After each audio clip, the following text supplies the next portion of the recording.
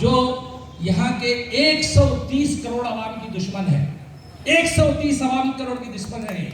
सिर्फ अंबानी और अदानी के गुलाम हैं ये लोग। यहाँ कॉर्पोरेट के लिए पूरे मुल्क को बेच देने का प्रोग्राम इन लोगों ने किया है। 3 भयानक रातें हिंदुस्तान में। एक रात जिसमें प्रधानमंत्री ने अपनी बेवकूफी का, अपनी नादानी का सबूत देते हुए डिमोनेटाइजेशन किया। हजारों लोग नहीं बल्कि करोड़ों लोग, बूढ़े अफराद, मुसाफिर, अस्पताल में रहे लोग सत्ता में आ गए। दूसरी रात पार्लियामेंट रात देर गए जीएसटी का फैसला करके पूरी इकोनॉमी को धराशाही उन्होंने कर दिया, कोलैप्स कर दिया। तीसरी भयानक रात जिसमें करोड़ों मजदूर, लाखों मजदूर रास्ते में मर गए, वो लॉकडाउन था, अनप्लान्ड लॉकडाउन था। ये पहली गलती थी इस हुकूमत की। ये 3 रातें हिंदुस्तान की तारीख में, जब भी यहाँ का कोई वारिख तारीख लिखेगा, ये 3 भयानक रातों का जरूर तस्करा आएगा। दूसरी बात यह है कि इसके नतीजे में आज किसान खुदकशी कर रहा है।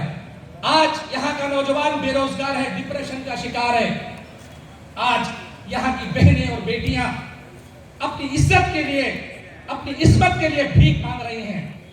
ये दूसरी बड़ी है कि यहाँ का कमजोर, यहाँ का गरीब की बद्दुआओं से ये हुकूमत आज चल रही है।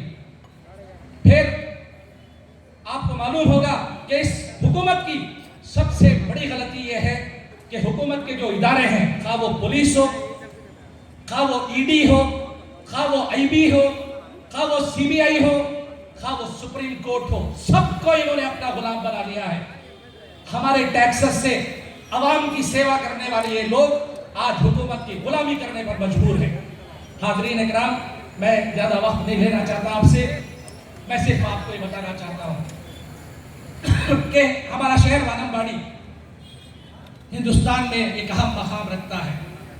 इकबाल ने कहा था, निकल के सहरा से जिसने रोमा की सल्तनत को उलट दिया था, सुना है कुदसियों से मैंने, वो शेर फिर बेदार होगा। आज ये मुल्क बेदार हो चुका है। सीएए में हमने बताया कि हम चाहें तो वो कानून जो तुमने पार्लियामेंट में पेश किया, आज 2 साल होने जा रहे हैं, तुम लागू नहीं कर सकते।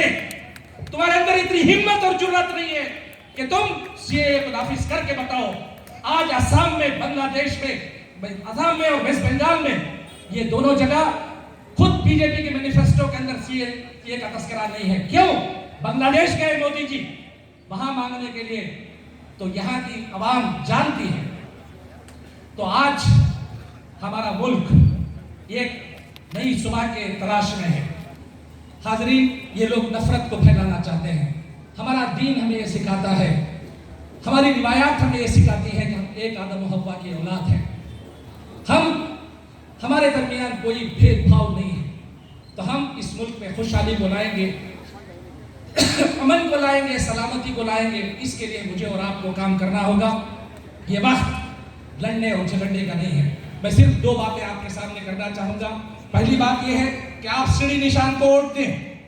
दूसरी बात यह है कि आप अपने बहनों को, अपनी भाइयों को, अपने माओं को, अपने रिश्तेदारों को, अपने मोहल्ले वालों को, खास तौर पर इलेक्शन के दिन सुबह से लेकर आपका ये काम होगा कि ये सिर्फ आपके अपने घर को बचाने के लिए नहीं है, इस देश को बचाने के लिए है। वरना ये रेलवे को बेच देंगे, ये एयरलाइंस को बेच देंगे, ये पोस्ट ऑफिस को बेच देंगे और आपको भिखारी बना के ये रोड पे लाके छोड़ देंगे।